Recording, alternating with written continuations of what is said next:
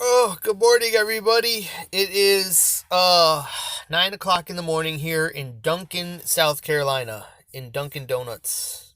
Haha, no.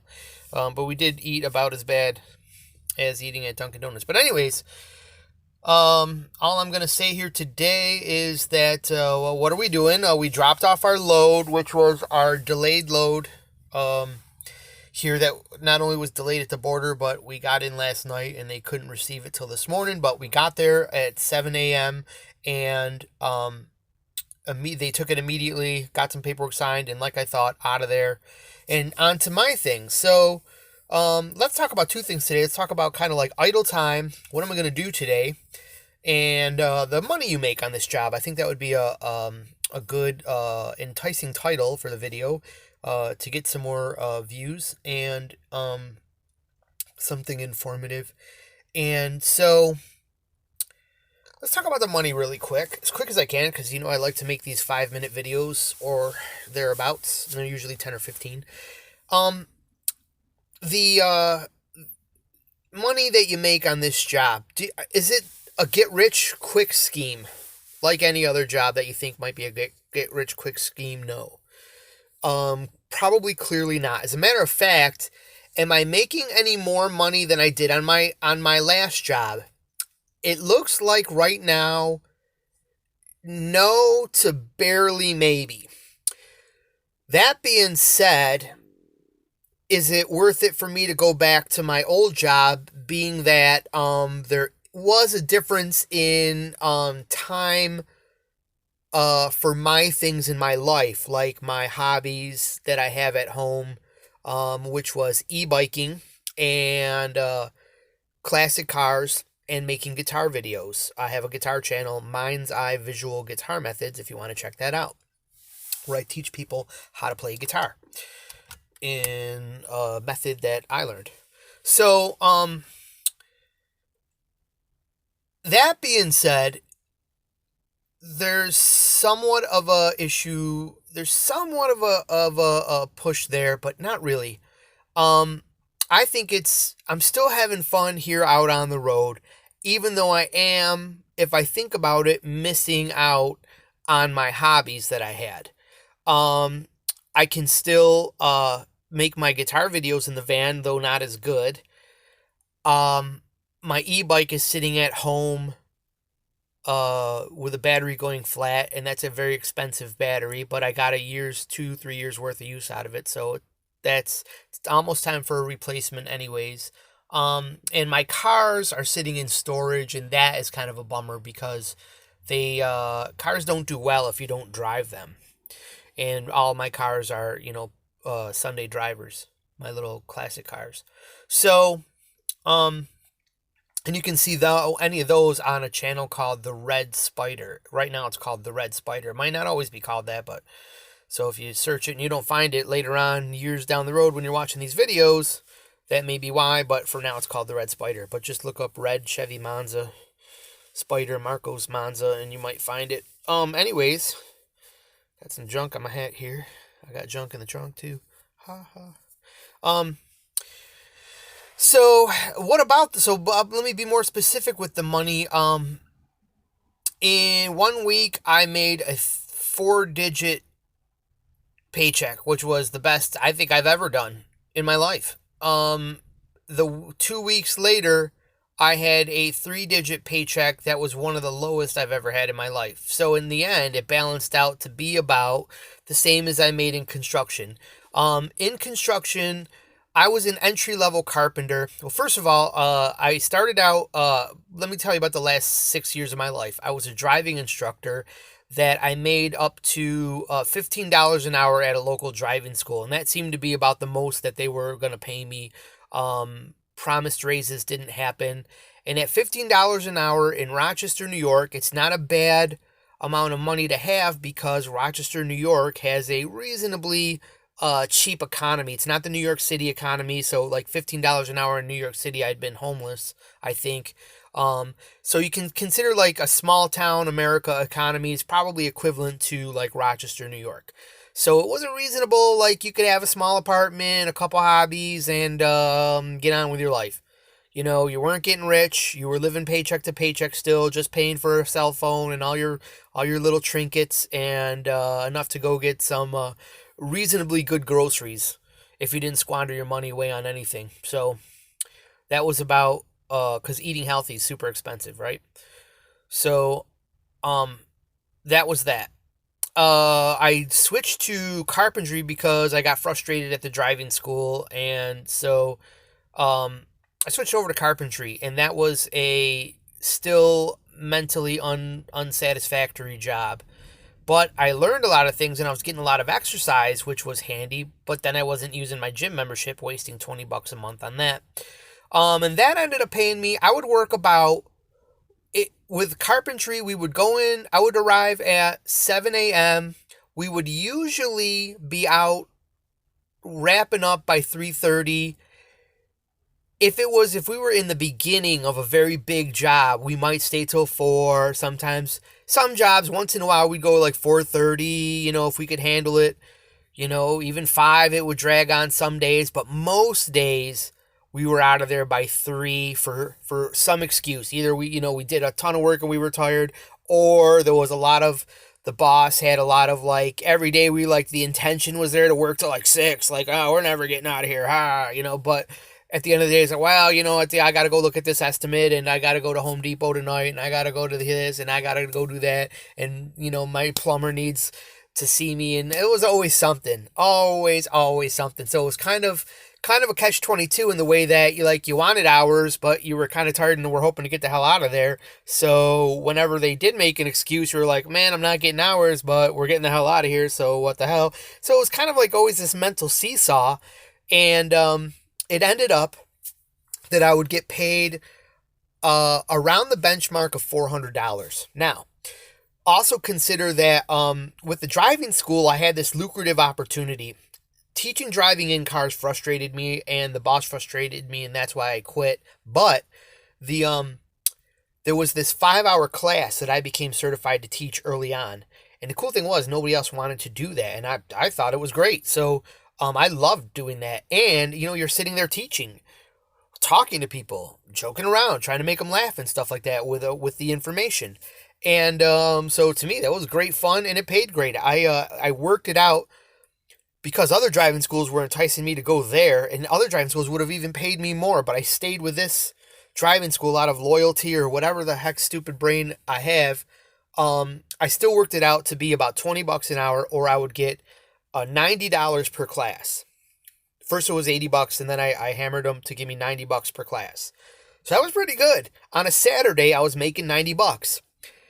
If I asked, I probably could have done a Saturday and Wednesday and had a nice little $180 in my pocket plus my carpentry job. But I felt like my Wednesday evenings were important enough and my construction job was hard enough that I just didn't want to do anything to interfere with that. So it was Monday through Friday carpentry, Saturday the class, but it ate up all my Saturdays. I couldn't do my car shows. I'd only have Sunday off, and then I was back to work again, and that was frustrating me.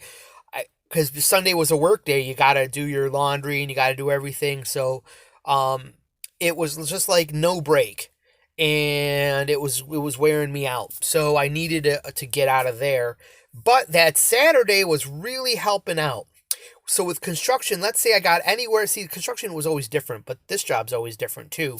Construction was 340, let's say, was on the low end to about 480 on the high end, but 480 we were like dead tired. We would work our ass off, or I would have to work my ass off to make 480. That would be like about a 40-hour week. That was $16 an hour.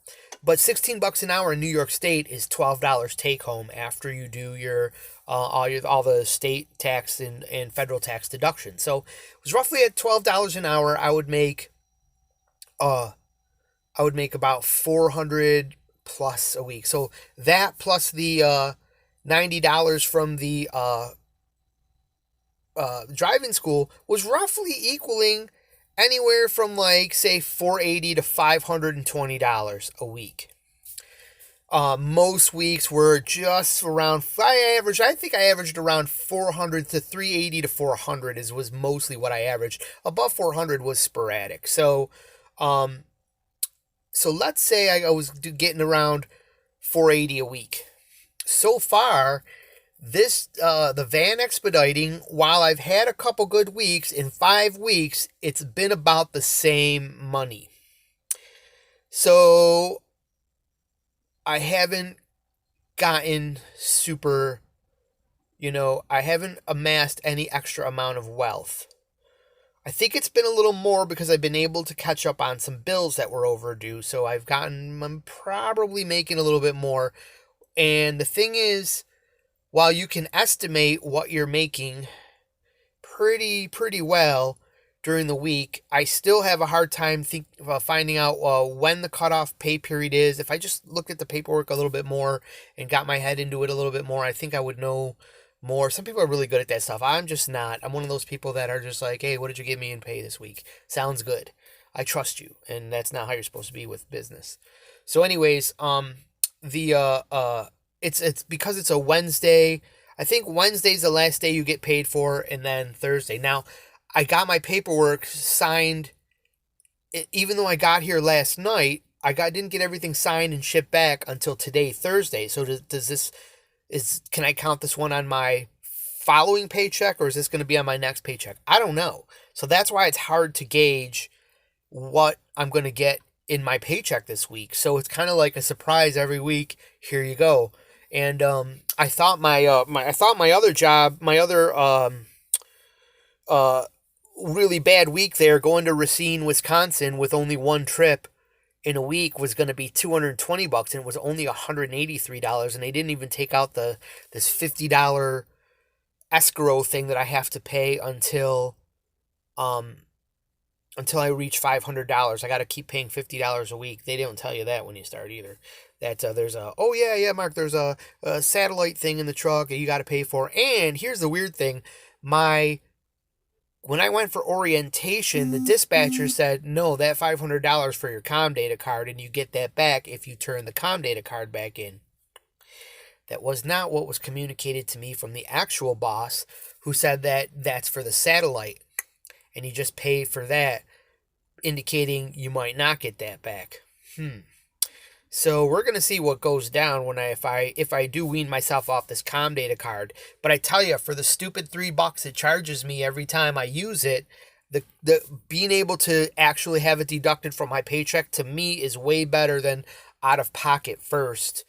Although at the end of the month, if you total up the $3 that you'll spend on 50 fill-ups over the course of a few months, that'll add up quick. So you'll end up saving quite a bit at the end of the year.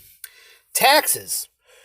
Supposedly, because I'm going to be able to write off an absolute ton of stuff, like everything you have on the road here, you're way out on the road. This is all a write-off. Everything is a business expense. So I'm easily, I think, going to have enough write-off to break even, as far as people have said that's what's going to happen, and you should be able to break even on your taxes and not owe anything. We're going to see about that. Plus, this year's going to be kind of weird because I had a split year of working those other jobs and working these jobs. How it's all going to work out, I have no idea. And so we're hoping for the best. It could be bad. So, if we owe in taxes, that's going to be probably a sinking ship for this job. But if we don't owe in taxes, I think that it's a winner so far. It's not a get rich quick. In the springtime, when it picks up, and here's the thing, it's now going into the winter months around Christmas time.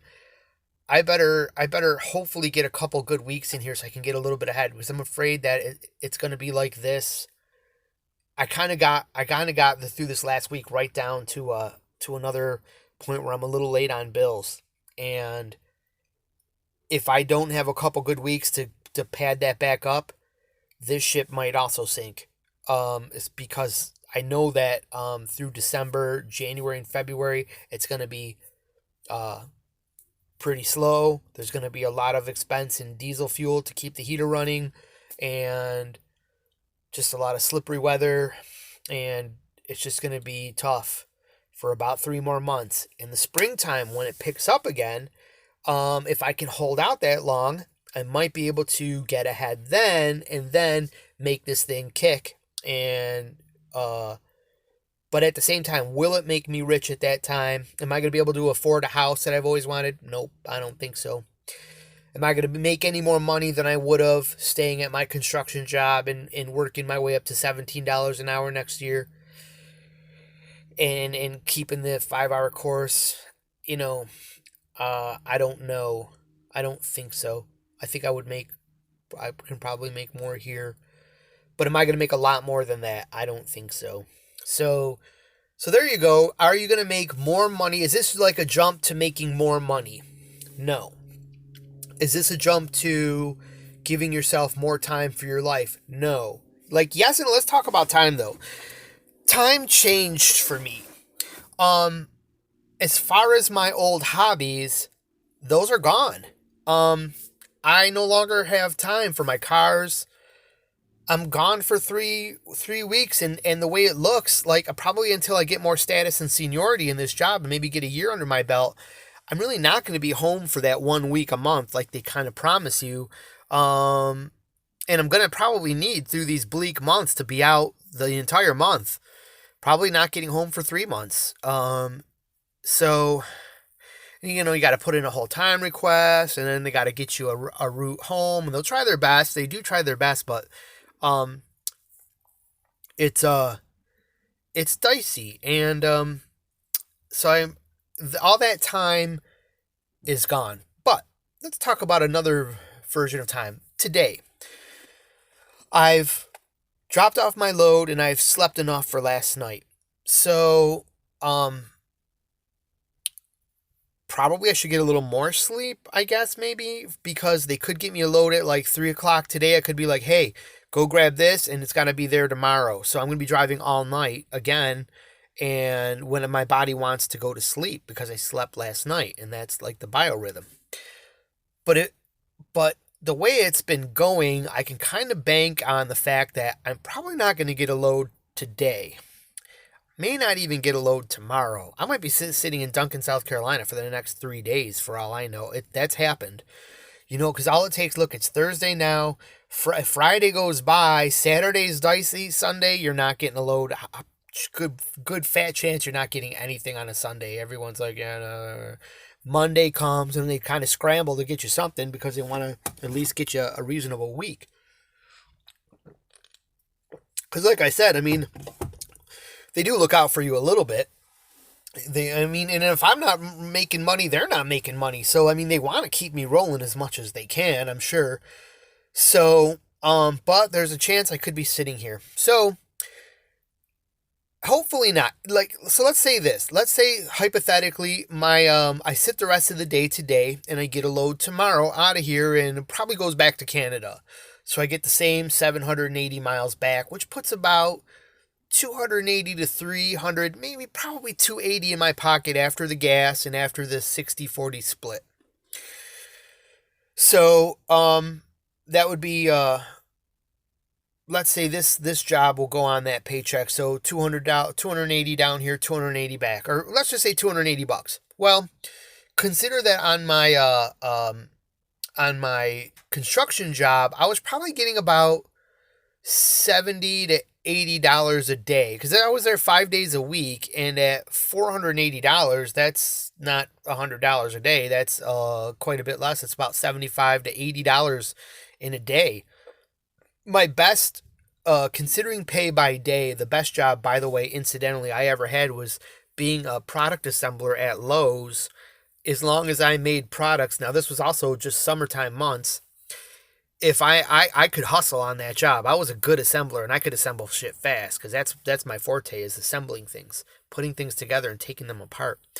And I could they paid you by piece, and I would always work it out. So I would have this many pieces to build. I would just see my day right from the get-go. I'd be like, $150 today. Boom, I'd get rolling, and I'd walk out that door at 3 o'clock with $150 in my pocket.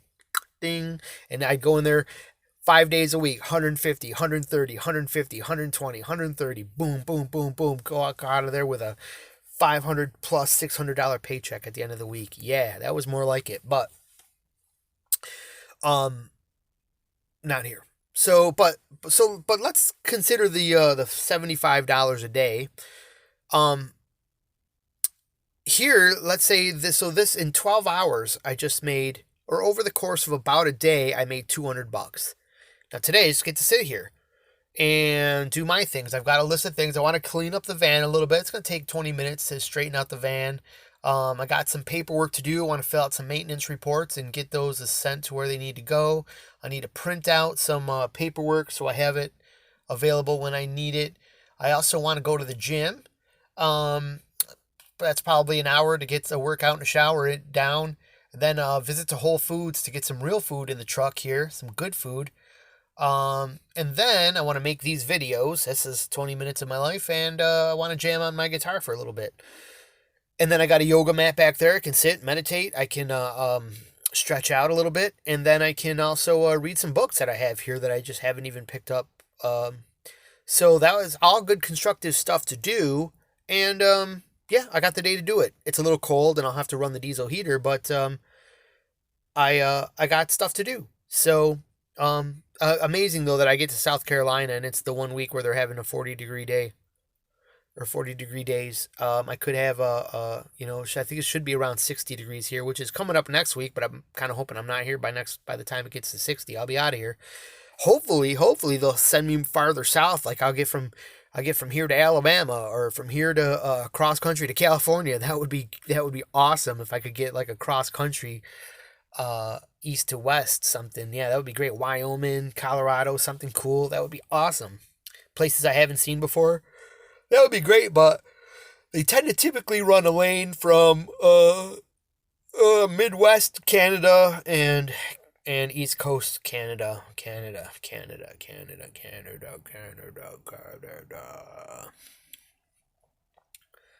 It's lovely in Canada. It's always a nice, neat place, but the gas is so expensive there. And the 401 doesn't move as well as I like. Traffic there is not fun. So, for my $200 I got, that's like $230, let's say. That's like 2 days of working at the construction job. Hard physical labor where it helped me stay thin and keep my body active. Sitting down is not healthy, especially sitting down for the 12 hours I did yesterday.